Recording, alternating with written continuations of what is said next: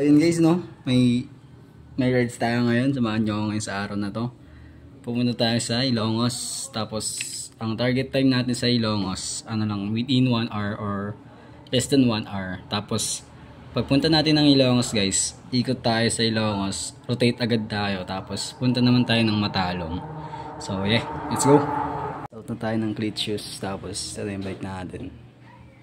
Tara, let's go. So dito sa part to guys, hindi na ako naka-video. Tapos that time kasi umabot din sa Ilongos. Kaya umanap muna ako ng pwedeng sulungan. Tapos sakto may buko na ako nakita.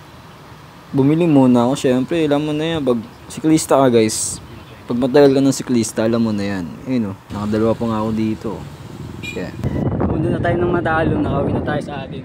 So, ipo-voice over ko na lang kasi nabubulol na ako dito guys eh. Tapos yung total trip natin guys, back and forth sa Punong to Ilongos, 42 minutes lang.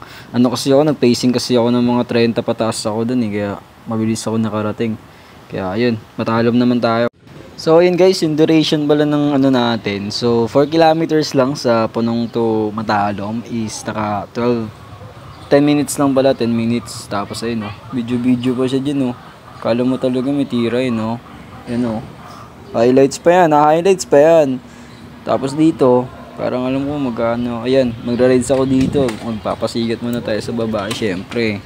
Ayun o, sa mga nag-swing. Yun o. Yun. Kala mo talaga. Tapos bumili na ako ng Mountain Dew dito sa 7-Eleven. Palamig muna kasi parang iba na yung feel ko eh. Pagbili, labas agad. Ayun o. Tapos ayun, recto na, uwi na tayo. Tapos ayun, no, ano lang tayo, slow pacing muna tayo. Parang ito tinatawag nating recovery guys. Tapos yan, video muna saglit para pahinga na din. Yun know, video pa siya dyan sa bato, on the way sa bato guys. Tapos ito nga pala guys, itong ginagawa ko dito guys, ito yung tinatawag na aero. Kasi maganda dito pag nakatuto ko sa isa sasakyan eh. Pero hindi ko siya ina-advise sa mga beginner guys. Kasi ano siya eh, parang delikado pa siya sa mga beginner guys eh. Yung mga gumagawa lang nito, yung mga may experience sa mga ganito. Kaya di ko talaga siya ina-advise na gawin niya to sa kalsada guys. Kaya dapat pag-isipan niyo yung decision na gagawin niya sa kalsada guys. So yun lang. Ayun guys, nakauwi na tayo. Nasa Punong na ulit tayo. Natapos natin yung Punong to Ilongos to Punong, tapos Punong to Matalom ng 1 hour and 1 minute. So yeah, yun lang guys, edit na natin to. Peace out.